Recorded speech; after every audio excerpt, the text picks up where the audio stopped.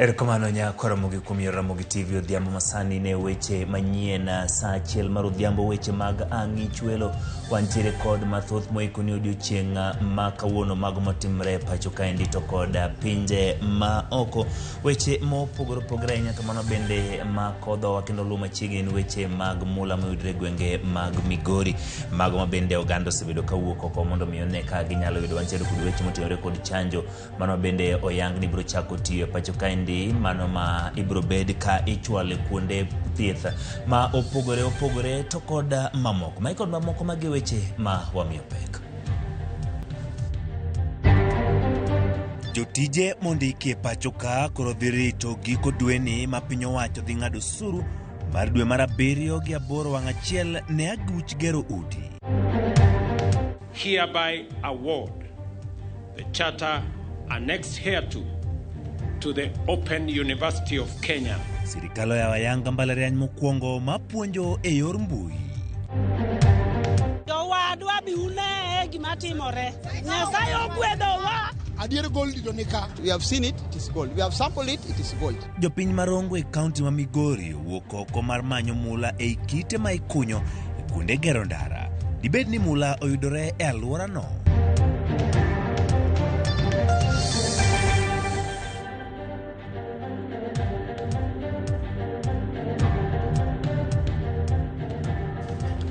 Machiegni nyako Ramogi lai maro marote machuoko yao manana Maria Dek auchiel nono bende yudo kanyo e Facebook achiel kachiel wantiere YouTube Ramogi TV wayudore Instagram kachiel koda Twitter nyinga Simfroz Okinda Inga Uchingi Emmanuel jalok marwa en Belinda Dhiambo bed kodwe chakruok nyaka giko. Kawachako ene jogo maondiki e tije kendo chamo sara koro rito giluoro ng'eto ma ochomo sach gi giko dwe mar 8 ni mar sirikal oramoni osuru mar udi mane okadho ma ok ong'adi e dwe mokalo idhi nywande gi madweni kendo idhi ng'ade wang' achiel. Migawo mar lowo osegolo milome manyiso ni ng'eto no idhi tim nyadiriyo bang' ka nyocha doho chiwo thuolo ne piny owacho chako keto e tim chik manyien mar omenda. Kaka jafwambo marwa Lydia Okeyo lero aput mar joyal bura adek ma owal ne winjo bura e wi paro mar chikno owinjore chak burano tarik 7 higani.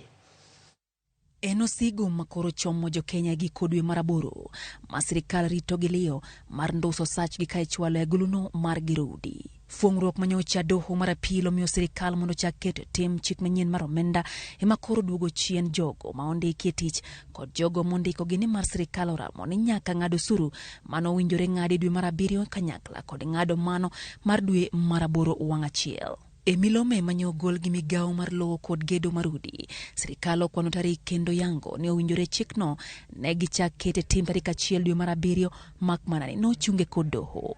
Chik manyien mar omenda mayande opodhi gi od bura kaeto kiti kogno gi jatend piny Kenya William Ruto dwaro ni jogo ma ondiki e tich golo osuru mar 1.5% mar chudo margi kadhi aguch gedo. Kembe ma ondiko jotich bende nyaka koro chula 1.5% ne jatich ka jatich e giko dwe. Migawo mar lowo kod gedo mar udi ochiwo ler ne bad migawo machoko osuru pacho ka KRA ema dhi kawo ting' mar solo osuruno kendo KRA biro chiwo ler matut e wi chenro makamano. Ng'eto makama kuom ranyisi jatich machamo sara ma Sh50,000 dhi ng'adi mar Sh1,500 e giko dweni mar 8 mondo mi odhi aguluno mar gero udi. Jogo machamo Sh100,000 dhi ng'adi mar Sh3,000 moriwo dwe mar 7 kod 8 kama yudo sara ma Sh200,000 idhi ng'adi mar Sh6,000 mar dweche 2. Jo Kenya koro kwano ndalo karito neno chal mar riside maggi mago mag chude gi kodweni kata kaponi lokruok nyalo bedo e milome makamano. Lydia Okeyo, Ramogi TV. Kawadhi nyime ni jatend piny Kenya William Ruto okoni okobiyie ni ng'anyo mag lweny dhi nyime pacho ka. Ruto mane twake kinde keta yanga mbalariany mar mbui e kaunti ma Machakos owacho ni ng'anyo oseduoko piny Kenya chien ahinya te ohala kod dongruok ka okoni en kinde mowinjo jotelo duto moyier oriwore kendo tika nyakla kod piny owacho mamalo mondo mi gichop dwaro mar jopiny. We are a very competitive country. We are a country that has a lot of talent. A big pool of ideas and knowledge.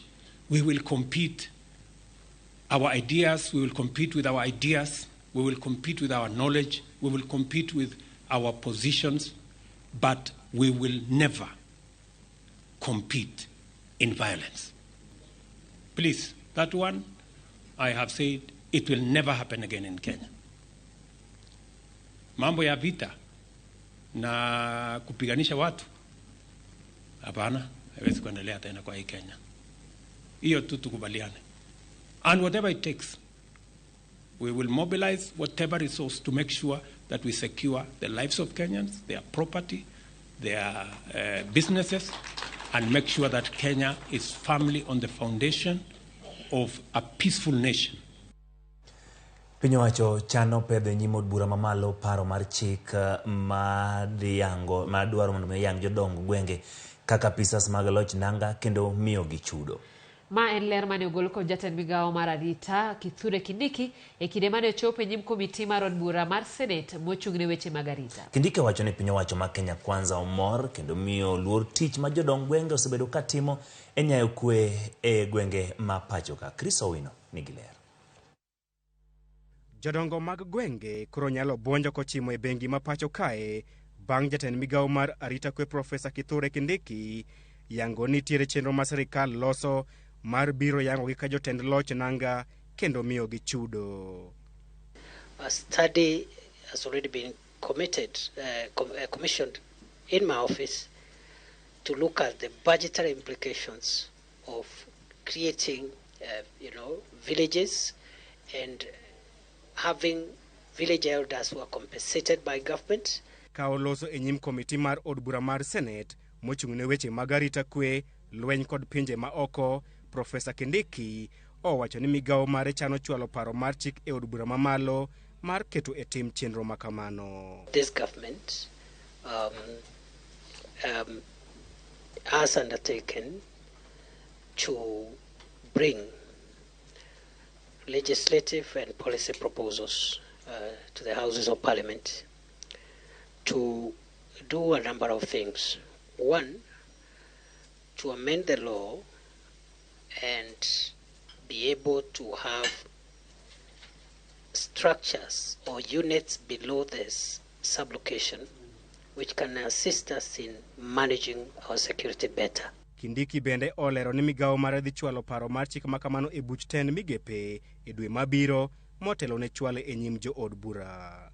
I asked some officers in my office to prepare a position paper which will end up in a cabinet memo, and I'm hoping that that process will be taken to cabinet by next month. Paro makamano dhi yango tijo dongo gwenge, chenro mar gwelogi, chudo margi, kaka inyalo gologi e apisi, kaachiel kod kawo negi okang' pone gidhi ataro kod pend chik. We will need a policy on terms of engagement, the functions of village elders, criteria for recruitment, how they will be recruited, how they will be compensated, and how they will be terminated, because where there is employment, there must be a termination procedure. Kata kamano, Kindiki osingo ni piny owacho dhi miyo jodong gwenge kod jodong nyumba 10 masani chudo margi kagirito mondo od bura olos chik mar nywandogi e telo mar loch nanga. I had decided I will perhaps recommend, subject to cabinet approval, a modest way of appreciating the current cadre of village elders and nyumba 10, even as we wait their regularization. Kindiki kata kamano ore miango kwan mar omenda magichano chulo jotend gwenge bang' mako kuom jokanyo mag komitino dwaro ng'eyo adiera ewi weche mosebedo ka fwong'ore e pacho kae ni piny owacho chano chulo gi siling 7,000 dwe ka dwe. We are alive to the fact that the wage bill is getting unsustainable, but we are looking at very innovative ways of accommodating with very minimal disruption of the wage bill, including a part-time arrangement, an allowance arrangement, and so forth and so on. Thank you, all of us. We now adjourn. Kuom thuolo malach jodongo mag gwenge osebedo ka konyo piny owacho mamalo e nyayo weche mag arita kwe kor gwenge, kata odoko ni ok gisebedo ka gido chudo margi. Kata kamano, jodongo mag gwenge koro nyalo bedo kod mor bang' jatend migawo mar arita kwe Profesa Kithure Kindiki yango chenro mar loso chik madhi nywando jotelo mag gwenge e loch nanga kendo miyo gi chudo margi. Chris Owino, Ramogi TV, Parliament Buildings, Nairobi. Ero kamano nya Chris.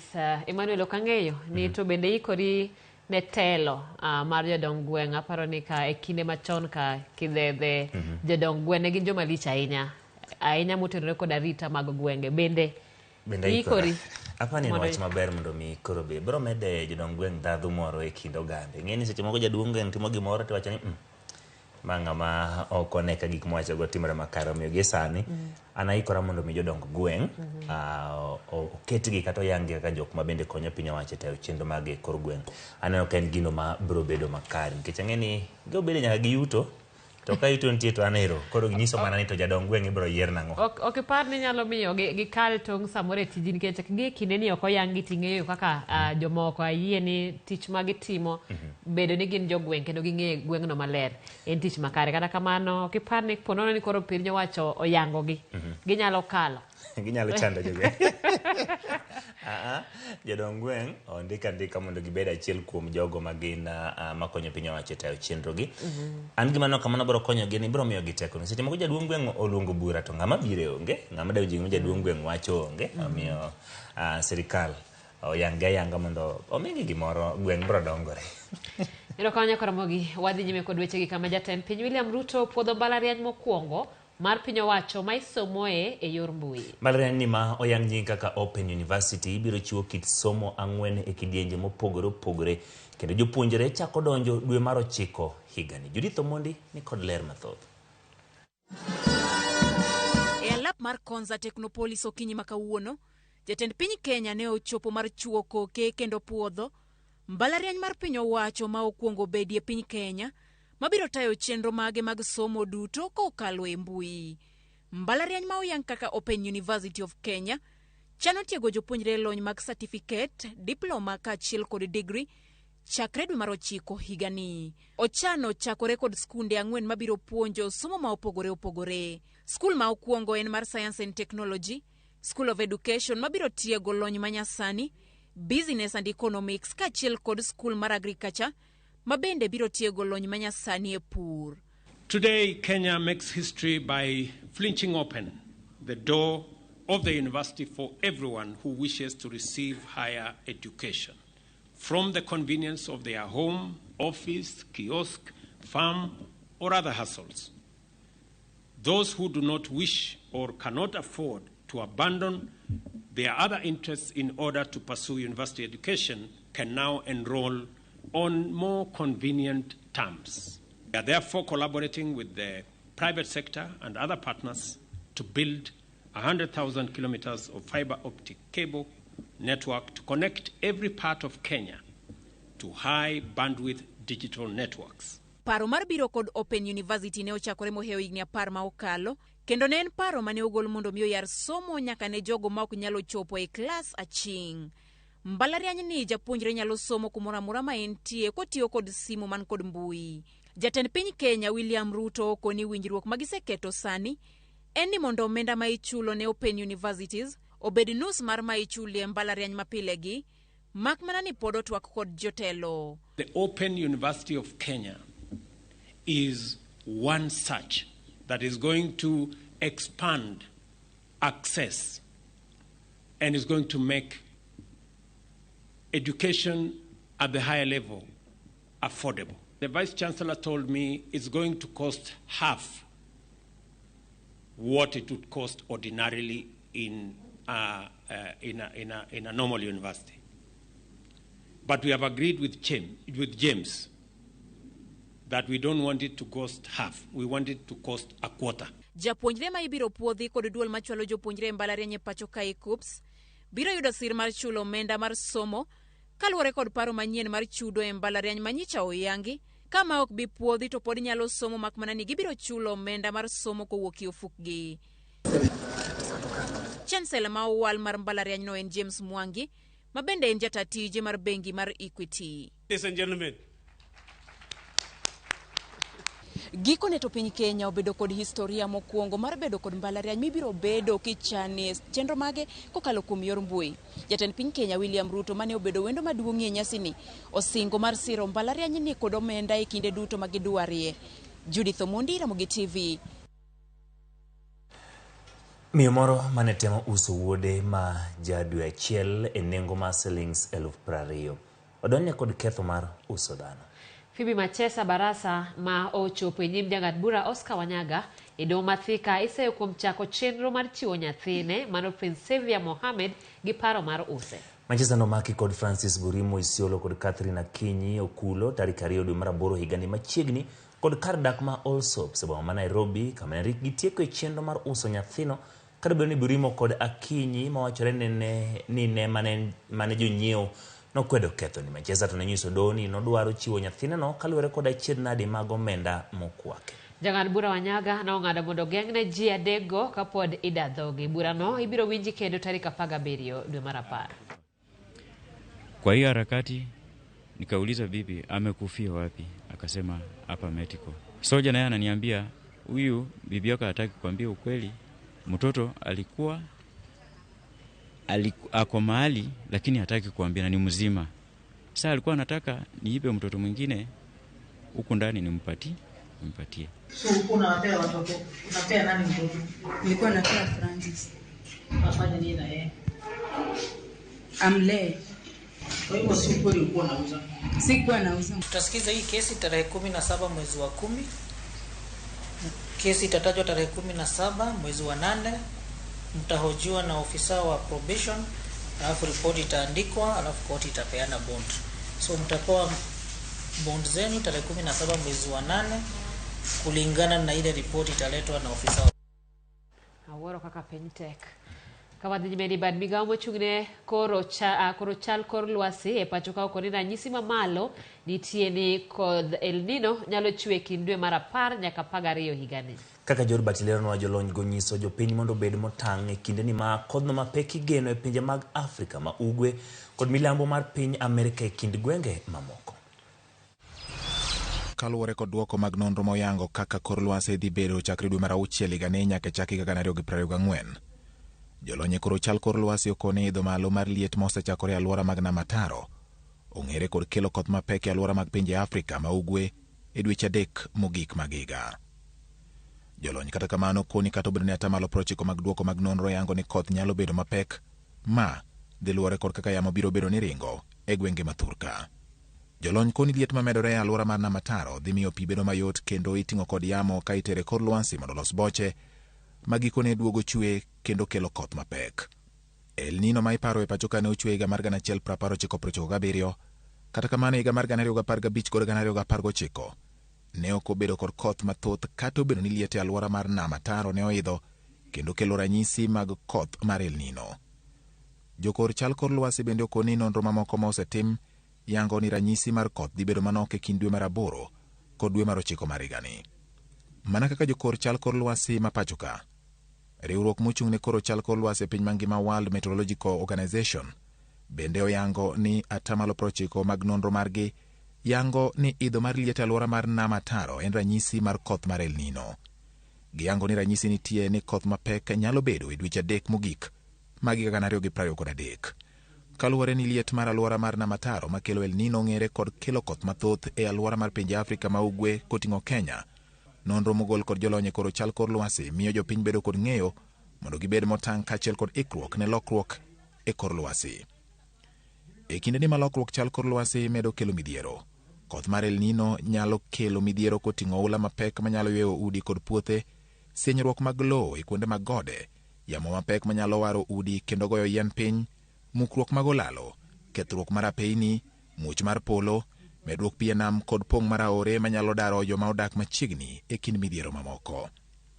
Kata obedo ni piny mangima medo keto kenge mag duoko piny liet makoro medore, jolony koro chal kor lwasi koni liet e alwora mar Nam Ataro nyalo kalo digri 1.5.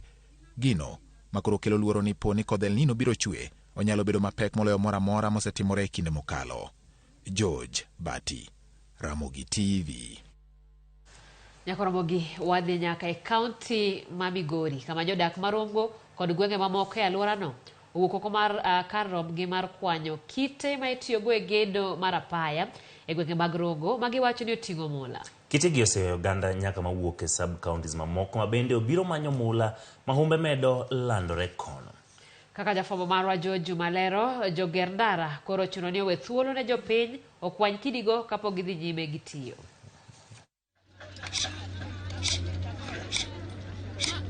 Jodak Marongo kwano gweth ariyo ma obiro negi nyadichiel. Gin gweth ma oting'o gedo mar apaya, ka gweth machielo en yudo mula e kite ma itiyo godo e gedo mar gero apayano e chuny bomano Marongo. Jowadwa bi une gima timore. Nyasaye ogwedhowa. Adier Goldi to nika. Ji ok nyal biro mang'eny ka Goldi onge.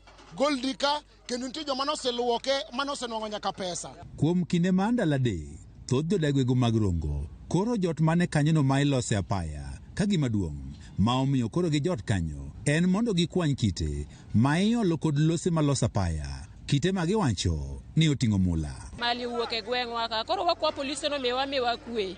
Gitemo bwogo matin lakini wadwaro mana kwe nikech kaluwore gi kaka piny tekni to dhako yudo kama nyalo yude konyruok. Wakuo kwani miwauru kwe watimuru chamo gini ema konyowa. Koro ane kana winjo nyoro ni gold ni yudo ka ringo matek mabiro ka mondo mi abi aneni to gold mowuok gweng'wa ni ter gold machal nade to kana biro ka na yudo mara moro matin adhi akanot kendo kawuono achaka duogo mondo achaka yud mara moro matin.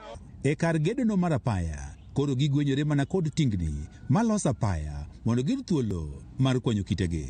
Sinani magiketo e kwanyo kitegi magiwacho ni oting'o mula koro osemiyo kata jokanyo mag kambino ma bende koro gero apaya mondo koro migi thuolo mar kwanyo kitego. To wagone Nyasaye kama nikech gini wasagombe to kelo nago kama chiegni. Koro wasechoke ma dhano bir mana gi loche waomo mana gi tuku ga pikni to wan gi geno ni kawuono idhi luoke. Nyaka wamigi thuolo nikech gibe gimanyo. Okinyi imiyo gi thuolo gi ywero ma gidwaro go to gichung'. Sama gireda tiyo ginene excavator kunyo to giwuok mondo kunynegi. Kosekunyo to gikawo gold no to wan wadong' gi material mwakelo ka. Midusa Inoso Dum wach ni kalure kod dwaro mar oganda gisebedo kod winjruok makare mondo koro oganda oyud thuolo mar kwanyo kitego kaka mibende oyud thuolo mar dhi nyime kod gedo mar apaya. And it is gold. Yes, we have seen it, it is gold. We have sampled it, it is gold. Kidi wenauru because wan wadisi gi kidi. To muneno ni gold tunyalo kawo. Samu kawo to miya time. Amiyo samu kawo to gisama koro atimo adhi mbele mondo mi kik wachung ndarani kech ndarani onego los piyo orum. Moko ndagwego mag Rongo wach ni giseyudo mula kuom kite ma bende gisekwanye kamigere apani ka mula go giseuso. En ndo achiel 10 liter nogolo 7,200 ema nae omiambi atemo matek mondo chaka duogi. Bang' yango ni kite ma itiyo godo e loso apaya gi magiwacho ni koro ting'o mula wuok e gote gwego ma Komire e sub-county ma Wendo, kweth maduong' mag oganda bende koro goyo tach e godni. Nabiro ka kana yudo wach ni gold yudore dala mar Komire ka. Dala mar Komire ka no jochana kunyelo katero kaloso go ndara dala Marongo. Jo sirikal koyie to weji oyude mwandu ka maginyalo konyore go. Kane waneno ka ji biro ka nyaka gotieno to ne waneno ni ngima jopiny to gi machines manitie kagi nyaka wahakikisha ni kare. Koro kan watudore gi OCS mawendo to nokel security kae mana mar ng'iyo ni jopiny obedo kare. Osechuno mondo koro kel kwan mathoth mag obila e kama koro ikunyo mulani mar neno ni kwe koro bede kinde duto ka achiel kod neni kae magera apayano bedo kod yot e kunyo kite magera apaya. Oganda gi wach ni gombo margi en ni mondo koro wegi thuolo mondo gidhi nyime kod kwanyo kite ka achiel kod kunyo kitego ma oting'o mula ka gisingo ne gidhi timo yor kwe. George Juma, Ramogi TV, Migori. Simfro san be adhi Migori, akia adhi e got, kosa akia adhi e ndara nikech Goldi nitiere. Ing'eni jachung weche Ken Muga. Owacho mani wach mar Goldi ma Migori ni inyalo mana pim gi mar World Coin manyo riembe ji KCC. Koro dhi Migori To magero ni dhi duogo. Gigi moro maber ok idhi duogo ilal. Mondo badhi atem hawi nikech ng'ato chono choko kanyo chiegni ndo achiel to segolone omenda omiyo koro duogo. Aya koro Ken Mugan badonje kwan mag jogo ma koro ka jawald coin koro aja gold. Koro mga jwang'ero kamano kuom bedo kodwa e tielo mokwongo mar weche manyien mag ang'ich welo jogo maloso kodwa. Ramogi TV piny owacho dwaro gero udi manego gi yot to nyaka sani nitiere nyithindo masomo e tie yien Awuoro. Mano Fred Osuru entie Dandora Phase 2. Amoso no imre Ramogi ler sana ma Sam Nyakwar min Pamela Marimbo Nyamonye. Ochieng bwana ngima tek ma inyalo kata uso nyathi jo piny onego konyero kamano kuom paro ma kamano. Ramogi TV an lawi wuod adore rinya ineno makare iwacho ni lit kamiyo no uso nyathine mago jogo maloso kode namba mar 33600. Ramogi jwang' kik idhi mabor pod wantiere kod mathoth mwaikoni e chenro mar ang'ich welo.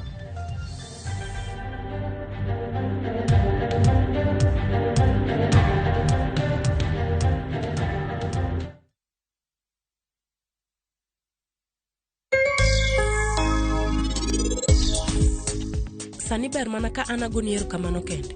Ane monego bed nagoni erokamano Meher. Dawe jatelo Sarabjit. Ane monego agoni erokamano. Meher, ane monego agoni erokamano.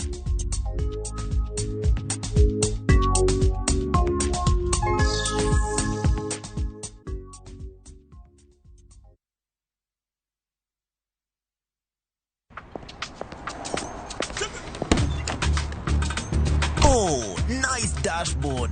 Thank you. Gari yako ni mzee na venye dashboard yako inakaa mpya mbichi. Is it new? Acha hizo tropi, unanichocha. Ipata pana si mpya. Neat. Manze, and that smell. So fresh. What's your secret, man? Nimekuwa nikitumia Tropical 2-in-1 car dashboard polish since I bought the car. Just spray, wipe, and your dashboard looks as good as new always and smells fresh. Haijawai parara. With Tropical 2-in-1 car dashboard polish, your car dashboard looks new always, fresh and shiny. Available in 4 exciting variants and in all leading supermarkets from Tropical brands.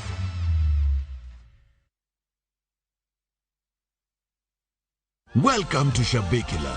Play Shabiki Virtuals on Shabiki.com for a chance to win huge cash prizes from low stakes. Jisetie stake na how much you want to win. Kuna penalty shootouts, defender and so many virtuals only on Shabiki.com.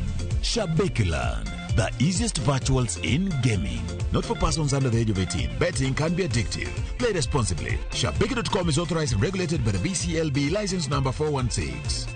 Shabiki.com.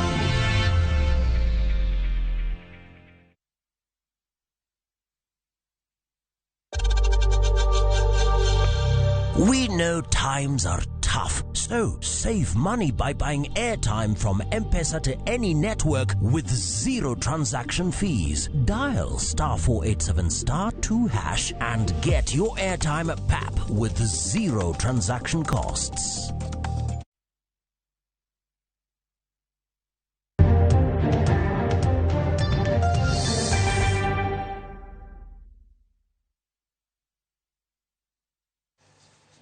Machiegni kendo nyako Ramogi pod wadhi nyime gi weche mathoth kama wadhi nyaka e kaunti ma Siaya ka anyuola moro e gweng' ma Pap Yamo mayudore West Alego e kaunti ma Siaya ywago ratich wuodgi ma jonjore nomonjo kendo nego dwe mokalo. Alois Ochieng ma jagni 39 nomonje od jonyuolne e seche mag onyango kendo nowegi hinyruok ka bang'e nowito ngimane kar thieth ma Siaya kama ne oyude thieth. Kaluwore kod Rosemary Akinyi ma en min mare owacho ni seche mane omonj wuode ne entiere dala kendo negigoyo lwetene kotemo reso wuode. Familia no koro dwaro ratiro ne nyathigi ma koro gidhi nyime gitimo chenro mar ik mare mabiro timore juma manyien ngeso tarik 12.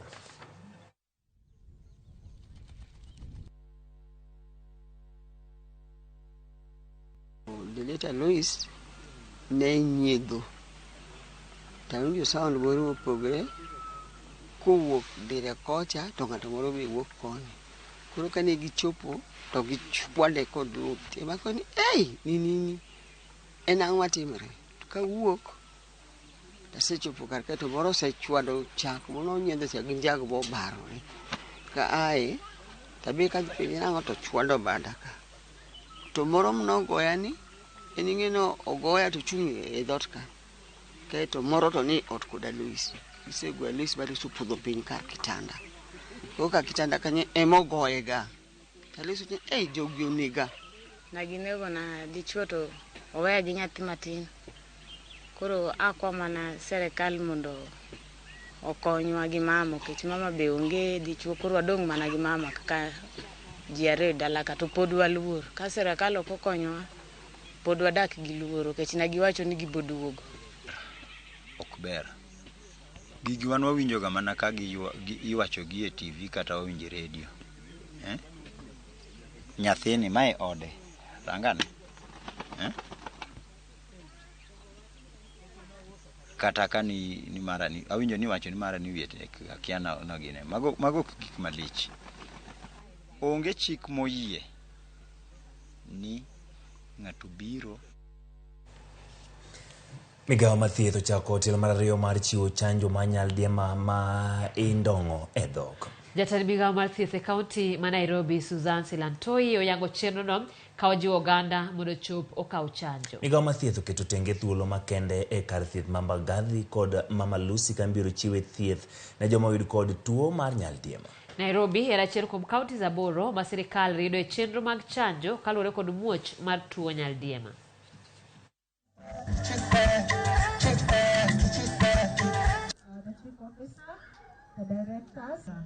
Kwa hivyo tunashukuru sana waliohusika. Chanjo naenda kupatiana ni chanjo halisi, chanjo iko shwari. Asante. Asante. We can appreciate our... We have also set up cholera treatment units across the city with the main referral hospitals, particularly Mama Lucy and Mbagathi, catering for a bulk of all the patients of cholera. We've reached out to about 1.5 million people with sanitation and hygiene promotion key messages, with a focus particularly in informal settlements, which are the most affected in the city. My department has also distributed about 116,000 aqua tubs to vulnerable households for water treatment, and has given water storage containers and buckets to about 3,000 households in the informal settlements. Piny Kenya biro bago romo mar twak ewi chenro mag bero kor lwasi kod alwora dwe mar 9 higani. Jatend migawo mar alwora Soipan Tuya oyango ni romo ma biro timore kochakore tarik 4 nyaka tarik 6 dwe manyien biro rwako jolony e weche mag alwora mawuok e pinje Afrika kod pinje mamoko. Romono geto jiwo chenro mag rito kendo reso alwora ka piny owacho jiwo jofwambo mondo okaw kampen mar menyo weche mag rito alwora. Mae luwore ni pinje Afrika yudo midhiero mathoth kaluwore kod kethruok mar kod lwasi kod alwora mamoko.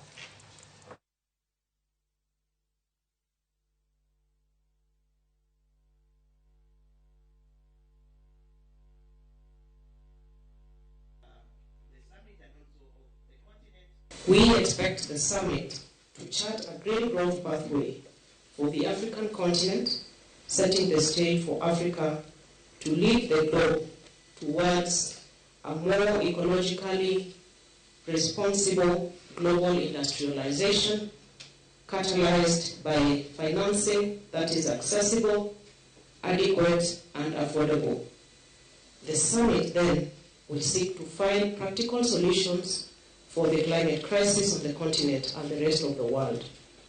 We have advocates that have come out strongly, women, children, youth, and community climate action advocates who are continually calling on their leaders to take progressive action on climate change so as to alleviate the pain visited on them by a crisis which they have very little to do with. Riwruok mar Azimio la Umoja koro dwaro ni twak margi gi Kenya Kwanza ochakre wuok tich tarik 7 ma oko leo. E barua mondiki gi Kalonzo Musyoka motelo ni kweth mar Azimio la Umoja twagno, Azimio dwaro ni kweth Kenya Kwanza obed kod ikruok machope twak e magawa ma Serena kochakore saa 5 mar wuok tich. Kalonzo wacho ni twagno ni kod mbi ma oko winjore omed digni kapok ochakore. Azimio medo ni dwaro margi mar twak pod dhi nyime kata pod dhi menyo weche 5 magirgo kana magiketo mar pek kamoting'o pek mar ngima, nono duoko mar yiero mokalo, timo lokruok e duol matayo yiero mano IEBC, thiro timbe mag rocho ratiro mag duond buche kod loso kuonde ma rem nitie e katiba. Azimio bende osingo machiwo luor ne dwaro mag Kenya Kwanza magichano mondo mi bitwagie kamago riwo lokruok e IEBC jiwo chik mar chiwo thuolo ne kit chwech duto e lemo mag telo. Keto chik mar aguch CDF e katiba kod chuogo apise mag jaket sirikal tesre gi jatend jotend migepe.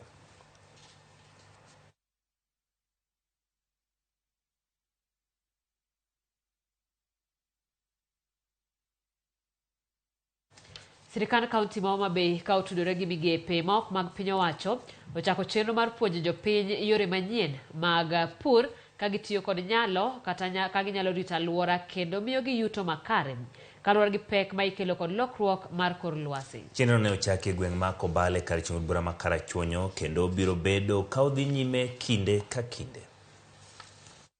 Midhiero ma ikelo gi lokruok mar kor lwasi en gima pinje ma opogore sani kedogo ka migepe mok mag piny owacho matiyo e kaunti ma Homa Bay bende koro makore gi sirikand kaunti no e chiwo puonj ne jopiny e wi kit pur ma ginyalo tiyogo e yor lony manyasani marito alwora kendo jiwo yuto margi kaka achiel kuom yore mag kedo kod midhiero ma ikelo gi lokruok mar kor lwasi. Wadwaro ni jopur kaachiel gi jopiny ochak timo gigo makonyo gi dak gi e yo maler galwora kaluwore gi lokruok mar kor lwasi masani osebiro okata e thuro kaka kende e Kenya ka gi piny ngima. Kor lwasi oselokre to kido mar pur, kido mar rito alwora manyalo konyowa dak kod siro lokruok mar kor lwasi nyaka lokre. Ok wanyal dhi gi pur manyachon kaka nwapuro.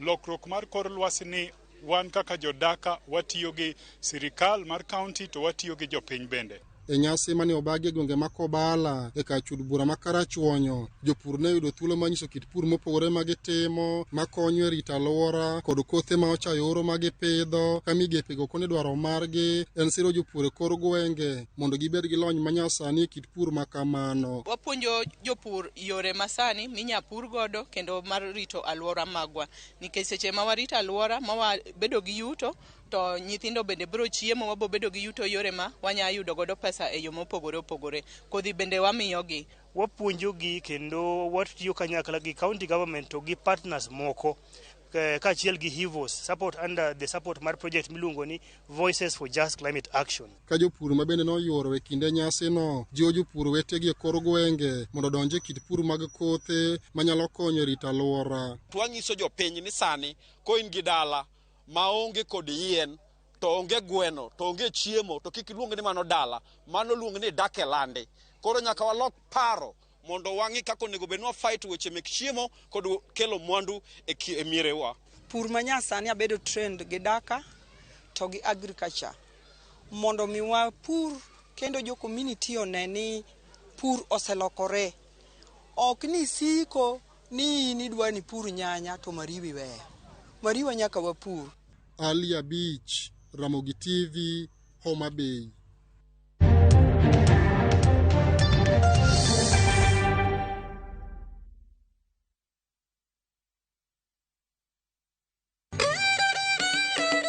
Kit oganda chano timbegi.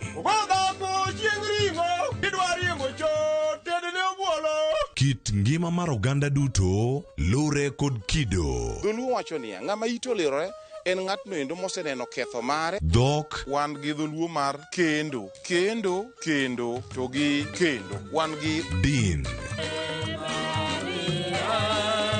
Chike kuonu nyaka siemin tingma gima wacho no biro kelo luor. Winj ka wagoyo sigandwa. En adieri ni pigni ka miyo moket gweng'ni oluokorego to ok odhi. Wamor kanyakla. Joluo wan gi kitwa kod timbewa. Un. Gin. To wan. Ngeso ka ngeso, sa achiel gi dakika 45 otieno, mana e Ramogi TV.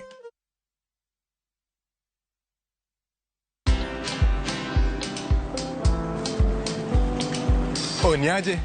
Ni kama unashangaa kwa nini naangalia simu with so much focus, eh? Usishangae sana. Nimekuwa ndani ya story kabisa. Ni kama ile aliya juzi. Ni kama nilikuwa hapo iki happen. And when this new market was being opened, ni kama nilikuwa hapo tu. Hata vile local tourists for a special rate at the coast, I was there.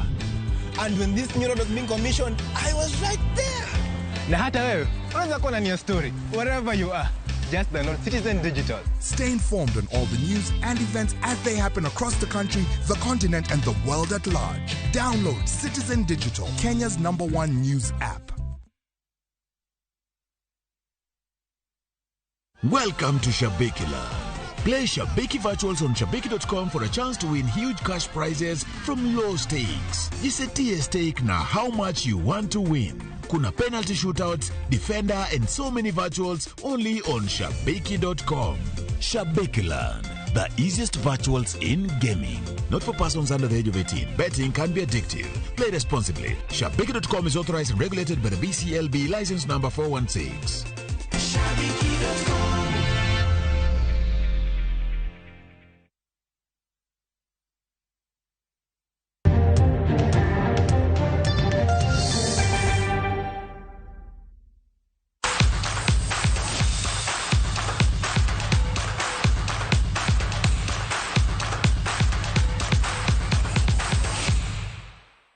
Machiegni weche mag tuke gikone to jang'wech ma Kodhiambo Tieno duoge pap bang' bedo oko kuom higni 2 nikech kum mane omiye bang' tiyo gi yedhe ma jing'o del.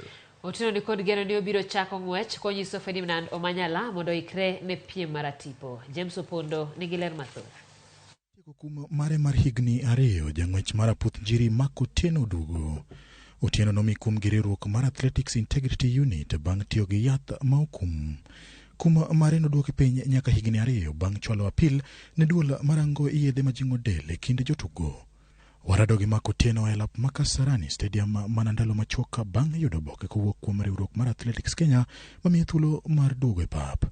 Olero kaka lipot nochopone e piny mar Tokyo mana seche 7 kapok oringo ng'wech mare mokwongo e tuke mag Olympics higa mar 2021. It was really shocking because I was really looking forward to compete at the Olympic stage, and now it's something that nika umepatiwa halafu tena imesnachiwa imetolewa tena kwa mkono wako, so it was quite difficult. Jatugono ma en jagni 29 ni kod geno mar rieny ng'we mag mita 100 gi 200 kendo chiro mich mare.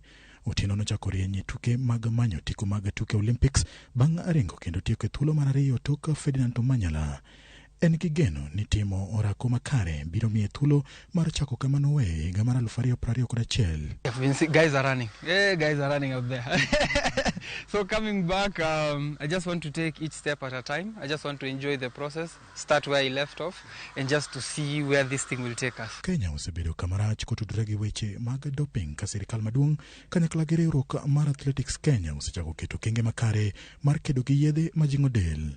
Kata kamano Otieno wacho ni Kenya nyalo timo mathoth e kedo gi yedhe go. Of course there are some places where that we need to come up, like in terms of building a laboratory over here, because when you're being tested, you'll get your results after 2 or 3 weeks. Ferdinand Omanyala osebedo katimo maber e ng'we mag aputh njiri kendo ng'ado tiko mar tuke World Athletics Championship mabiro timore giko higani e boma ma Budapest, piny mar Hungary. Otieno buonjo kendo lieko ni Omanyala oikre nikech ng'wech koro gidwa ng'awo e yo mamalo. If I chuck out the athlete out of him, what remains is still a human being, and that's one thing that we built when we were in Tokyo, because he was my roommate and we really had so much fun, and I realized that he's more than an athlete, to be honest. Kenya biro timo mana makare ng'we mag aputh njiri ponono ne riwruok mar Athletics Kenya ka achiel gi sirikal oketo kuonde tiegruok kanyakla gi manyo jotugo marawere e kor gwenge.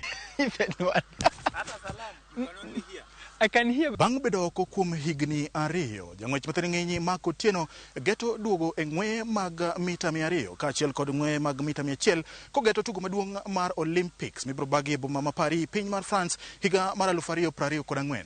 James Opondo, Ramogi TV, Kasarani, Nairobi.